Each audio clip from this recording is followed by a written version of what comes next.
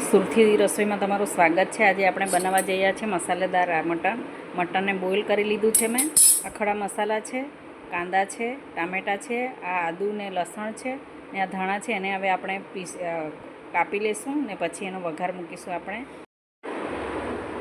મસાલા બધા તૈયાર કરી લીધા છે। આ લાલ મરચું છે, આદુ લસણ ને લાલ મરચું ને આ કાંદા છે, આ ટામેટાં છે ને આપણે હવે વઘાર કરીશું।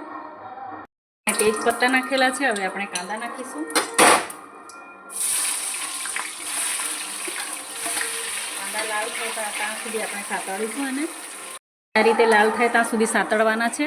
પછી બીજા મસાલા એડ કરીશું આપણે। થઈ ગયેલા છે એટલે આપણે લાલ મરચું નાખીશું। આ તમે જોઈ શકો છો મેં ટીચી લીધું છે તે લાલ મરચું નાખીશું। પછી બધા મસાલા એડ કરવાના છે।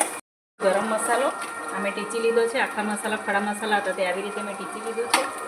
પછી આ ગરમ મસાલો છે, આ તમે જોઈ શકો છો। પછી હળદર છે, ધાણા જીરું છે, પછી હલાવી દેવાનું છે। ટામેટાં આપણે ટામેટાની ગ્રેવી કરવાની છે। ટામેટાં વ્યવસ્થિત થઈ જાય ત્યાં સુધી એને હલાવતા રહેવાનું છે। જોઈ શકો છો બધા મેં મસાલા નાખી દીધા છે। ટામેટાં બરાબર થઈ જાય એની ગ્રેવી વ્યવસ્થિત થઈ જાય પછી આપણે મટન નાખીશું। સરસ લાગે છે આવી રીતે બનાવશો તો। શકો છો ગ્રેવી આપણે સરસ થઈ ગયેલી છે। પછી આપણે એમાં મટન નાખી દઈશું।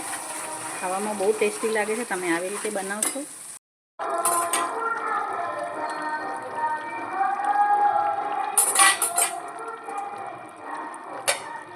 તમે જોઈ શકો છો આપણી શાક થઈ ગયેલી છે। મેં ધાણા નાખી દીધા છે।